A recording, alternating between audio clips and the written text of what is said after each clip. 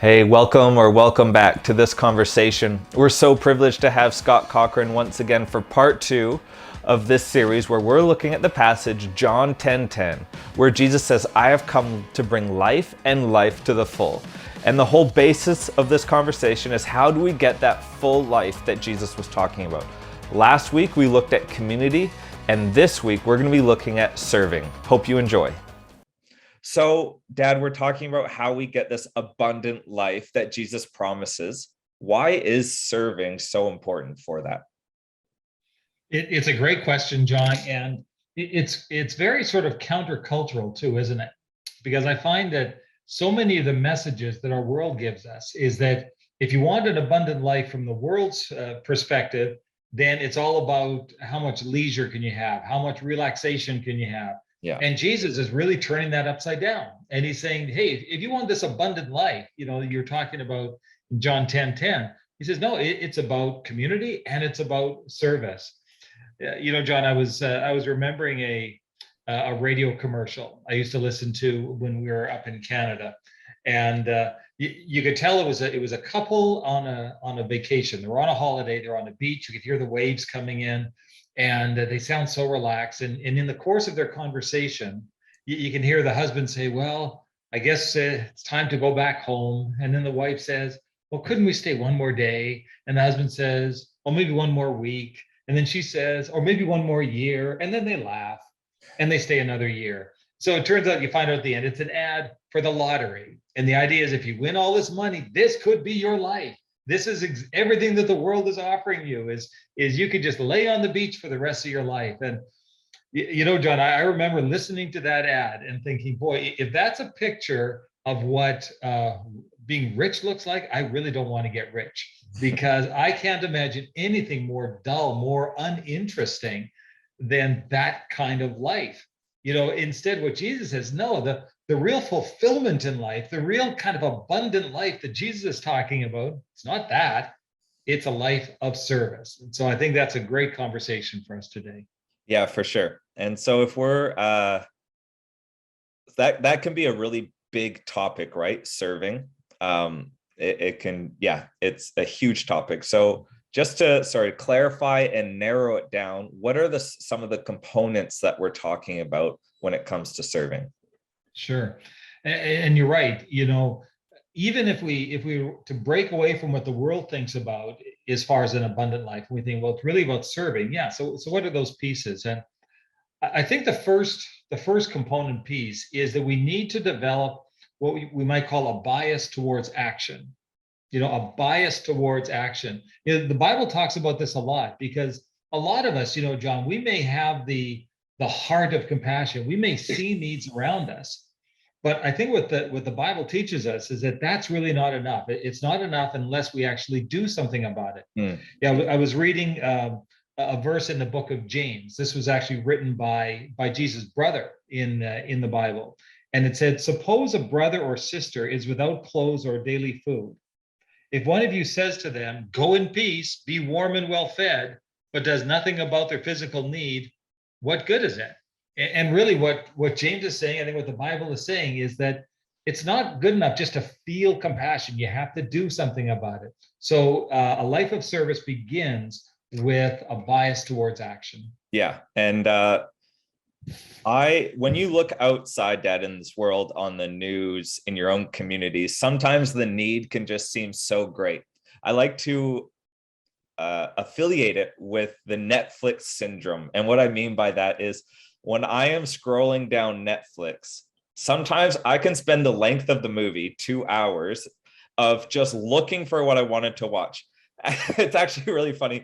I somehow got the chore of folding laundry in our house. So I don't do the washing, but I fold it and put it away on occasion. But it will take me longer to find what I want to watch doing that folding than it actually does to fold the laundry. And because the options are so grand, and sometimes I think when we look at the needs of this world, the needs just seem so big, and that can almost put us at a slow start. We don't actually get out of the gate and take action because we just don't know where to start. You're absolutely right. I think what you've identified is one of the biggest reasons why a lot of us don't have that bias towards action, because we sort of rationalize it. We say, well, the needs are just too big. That's a great line from Andy Stanley.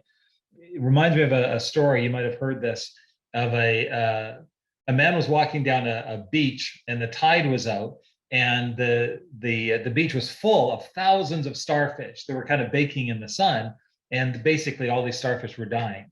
And the man looked, and he saw a boy there, and the boy was picking up a starfish and then throwing it out into the water. And then he would walk a little bit more, pick up another starfish, and he'd throw it out into the water. And the man came over to the boy and he said, "Hey, what are you doing?" And the boy looked up and down the beach again, thousands of starfish. And the boy said, "I'm saving the starfish." Picked up another one, he threw it out in the water. The man looked at just the size of how many starfish there were. And the man said to him, "Do you really think you can make a difference?" And the boy bent over, he picked up another starfish, he threw it out into the ocean. He said, "Bet it made a difference to that one." And isn't that a great way to break down when we feel overwhelmed by the needs around us? Great line from Andy Stanley. Do for one what you wish you could do for everybody. The bias towards action. You can't be enough. It can't be enough just to feel it. It can't, and you don't want to be pulled back because the need's too big. Do for one what you wish you could do for everybody. The first component we just looked at is have a bias towards action. What's the second component? Yeah, so I think once you've developed that bias towards action, once you said, "I'm not just going to feel it, I'm really going to do something about it," then secondly, it's important that we have the margin to make a difference. You have to have the margin in your life to make a difference. And John, I've heard you teach about this. I think so often, again, we've got this desire to serve. And so then we said, okay, well, I'm going to move that into a bias towards action. I'm just too busy. And so often I think we don't take those steps of serving, and therefore we miss out on the abundant life that Jesus is calling us to, just because we're too busy. We don't have room for this. John, I find it interesting when you read about the life of Jesus in those books of the Bible that you've talked about, the ones that talk about his life, Matthew, Mark, Luke, and John. Jesus was always deliberate, but he was never really in a hurry. In fact, I found it interesting that if you read about the life of Jesus, how many of the amazing stories that we hear about him helping people and healing people and the miracles, so often it was while he was on his way somewhere else, he stopped to do this. In fact, I was looking at one of the verses. This is in the book of John, chapter 9. And there's a story that begins, it says, as Jesus went along, he saw a man blind from birth. And then the story unfolds and Jesus heals his blindness. He gives him back his sight. Now, there's a lot to be celebrated in that story, but I never miss the fact that the story begins as Jesus went along. Because, I look at my own life and I wonder, how much margin do I have in my life that I could stop and help somebody out as I'm going along? So often in our culture today, whether it's here in Chicago, there in Townsville, in Canada, everywhere, we are so slammed in our schedules. Yeah. And I think what Jesus was demonstrating is, yes, be purposeful, be deliberate, but you need to have room in your life. You need to have margin in your life so that when you have the opportunity to serve, you can step into those opportunities. Yeah. I'm going to give you a shameless shout out right now, Dad. So in one of your blogs that you write, which is on scottcochran.com, if you want to go and read some of your blogs, you talk about, I can't remember the title of it, but it's how the word busy is actually taking away from our culture. I hope you remember the blog I'm talking about, but it's really saying sometimes our automatic response is, how are you doing? Oh, I'm just so busy. When actually, Are you really that busy? Or are you just getting caught up in the busy culture that we live in? And I think it's a really fun exercise for someone to do, is to actually write down 24 hours in the day. And then in each of those hours, what are you actually filling it up? So maybe it's 7 hours of sleep, breakfast, work, family, dinner, all that. And I think what you'll find is we're busy, but we're not 24 hours in a day busy. That there's actually time in your schedule. There is margin, but you just might not be using your time wisely. We all have 24 hours in a day. It's not, you've heard the term, there's not enough time in the day. Well, there actually is. You just need to be deliberate with the time that you've had. So, and I know for me that there's been times in my life, more often than I wish to admit, that I haven't been great with my time. In fact, that I haven't allowed myself to take notice of the needs around me. I don't know about you, Dad, if that's happened. Absolutely. And I remember, by the way, the blog post, and thanks for the shout out on that. What I was writing about that day was that, yeah, in our culture, we have elevated being busy to almost having a nobility status. You Yeah. know, people will talk about being busy as if that really means that they're important. I'll tell you where I've arrived in my own life, John, even professionally, is that when I'm talking to even to one of my teammates and they say, "Oh, I'm so busy," you know what goes through my mind is not, "Oh, that person's really important." Usually the first thing I'm thinking is either they're not a good time manager, Yeah. or they're not a good delegator. Like there's something else going on there. And the bottom line is it takes away our opportunity to serve. I probably my aha moment with this, John, was years ago, again back in Canada, where I had one of those days where I was driving around from meeting to meeting, appointment to appointment, and I have to admit, if I'm being really honest, it felt kind of important. I mean, look at me, I'm driving around town. I've got all these meetings I've got to go to. I was slammed. All I wanted to do was get to the next meeting on time. And then I got caught in a traffic jam and the traffic wasn't moving. And I was getting so frustrated. Come on, I'm a busy person. I got to get going to my next meeting, right? And finally, as the traffic, crept along, I saw what the problem was. There was a motorist, it was a woman, her car had stalled in the middle of the intersection, and people were honking their horn and flipping the bird and doing the whole thing. And John, every fiber of my being, I wanted to stop and help. I knew that if Jesus was here, he would have stopped to help. He was always on the way and stopping to do things. And I couldn't because I was late for a meeting. And that was probably the moment in my own life, John, when I said no more. Because if I want to have the abundant life that Jesus is talking about, I need to not only have a bias towards action, I need to have margin in my life. Yeah. And I began to make changes from that point on. And so today I don't always succeed, but I try to have enough margin in my day that if a need comes along, if an opportunity to serve comes along, I can step into it. Yeah. And I think that's a really key point that you just made, Dad. And I can only speak for myself that what we're talking about in these 3 weeks, it doesn't mean that I am expert or I am there at the destination. I don't think we ever get to the destination, but it's a journey that we strive for. That's great. So we've got the 2 components so far, Dad. We've got a bias towards action. We're having margin to make a difference. And what's the third component that we have? John, I think the third component is that we also need to have the awareness to serve in our strengths.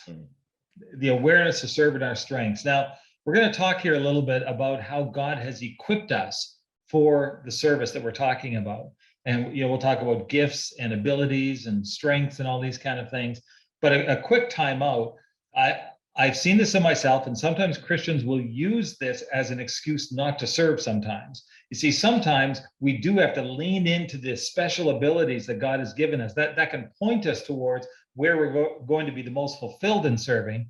But sometimes you just have to serve. Sometimes we'll have a community cleanup day in our neighborhood here in Chicago. Well, I don't have any special gifts in cleaning, but I'm going to show up with a broom, and there's always opportunities like this where it doesn't matter what your strengths are. You show up at the Rock Christian Family, you show up wherever it is where something needs to get done, you just show up. But for the real abundant life that Jesus is talking about, God has equipped us with special gifts and abilities. When we start leaning into those, things get very, very dynamic. Yeah.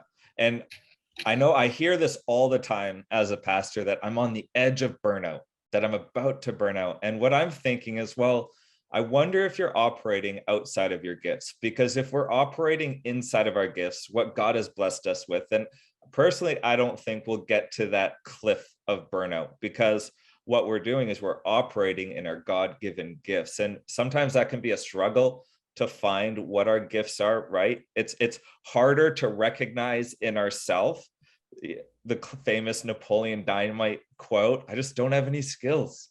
Well, we all have something that God has given us, and maybe that's something that you need to have people in your own life call out, or I'm sure people in your life are calling out. It could be you're really talented at doing this, or you're really good at this, or the way that you can communicate to kids is just amazing. reflect in your own life, well, what comes naturally to you? What do you enjoy doing? Sometimes I think people have this false idea that Christianity is not enjoyable, but no, you look at what you actually enjoy doing, because I'm pretty sure that that's going to fall into your gifting. So what are you good at? What do you enjoy doing? What do you hear compliments all the time? And you might start to navigate your way to find what your gifts are. That's really good, John. And there's, if someone wanted to look something up in the Bible to help them with this, there's a great chapter in one of the letters that Paul wrote. It's called First Corinthians, and in chapter 12, Paul uses a great word picture to describe this. And he uses kind of a human body as an example. And he says, now in the human body, there's an ear that has a job, there's an eye that has a job, there's a foot that has a job. And he's talking about, again, the abundant life that this series is all about. And he says, if you really want to enter into that, serve in the way you were designed. If you're an eye, serve like an eye. If you're an ear, serve like an ear, and so on. So it's really important to figure out what is that special kind of gifting that God has given you. And you've given some great questions there, John. And then, again, sometimes we just have to serve. Sometimes we just have to show up. But figure out, how has God equipped you? How has God gifted you? And then lean into that, and your service will take on an exciting new dimension. Yeah. And if we are operating outside of our gifts, like you're talking about, with what Paul's talking about, with each member is a different part of the body. I like to look at it as a jigsaw puzzle, that if you're operating outside of how God created you, if you're not sure what your identity is and you're taking on someone else's identity, well, then the beautiful picture that we're putting together is incomplete, because the rest of the world is missing out on what you can offer, not what you can pretend to be to offer, but what you can offer through your gifts. That's good. Yeah. And so, Dad, I know that there are areas in your life that you said, like, that are outside of your gifts. I know you have a really funny story of a time that you got thrown into the deep end, quite literally, and you found out that this just wasn't quite your gifting. Well, and this has happened in my life, John, way more than once, by the way. But this one, your mom and I, we still laugh at this. So there was a season when your mom and I were both on staff at our church in Canada. So I was the executive pastor. Your mom worked in the children's department, and you've seen this, John. I mean, your mom is one of the most gifted people on planet Earth when it comes to working with children. And especially, she's got this special knack with toddlers, 2 and 3 year olds. And one Sunday morning, again, I'm this big shot executive pastor, and I'm kidding. I just happened to have a job that I didn't have to do that much on Sundays. So I thought I was going to be kind of a hero. I was going to go into your mom's Sunday school class with these, 22 and 3 year olds in there, and I was going to help out. So I went in there, and I'm watching your mom, and she is unbelievable with these kids, the way she is with them. And I said, hey, I'm here to help. So she said, great, why don't you go over there and help these kids with Play-Doh? Do you have Play-Doh in Australia? Yeah. And so I'm helping them roll the stuff up and so on. It was a disaster, John. I mean, I got so frustrated. These kids were not following my instructions, and they were throwing this stuff around. Remember that scene in Toy Story 3, I think, when the kids are going crazy in the daycare center? It was kind of like that. I was getting so frustrated. These kids were not obeying me. So finally, your mom came over to me. She was so gentle. She was so kind. She kind of patted me on the back of the hand and said, honey, you can go now.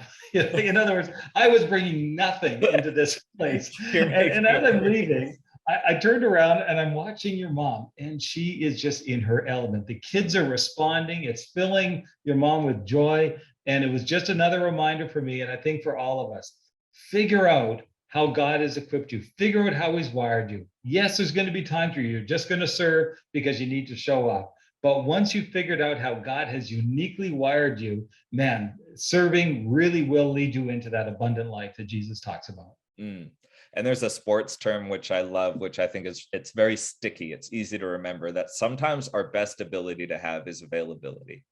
And I think that comes down to that margin that you were talking about. Sometimes you just need to show up and watch what God can do through you. So Thank you, Dad, so much for this conversation. I think it's just so powerful. John 10:10, I've come to bring life and life to the full. And no matter who you are, you want to have a full life. You want to have a fulfilling life. And one of the ways that we do that is to live our life through service. That our life, it's not all about us, but often it's about what we can bring to other people's lives. And so some of the components that we need to think about when it comes to serving is, number one, we need to have a bias towards action. We need to have a bias towards action. Number two, make margin in your calendar to actually make a difference. And number three, be aware of the strengths that you have and work within them. Thank you, Dad, so much for being a part of this conversation. We can't wait for our next episode where we're talking about living your life on purpose, that God has given each and every one of us a purpose, and we need to live on purpose.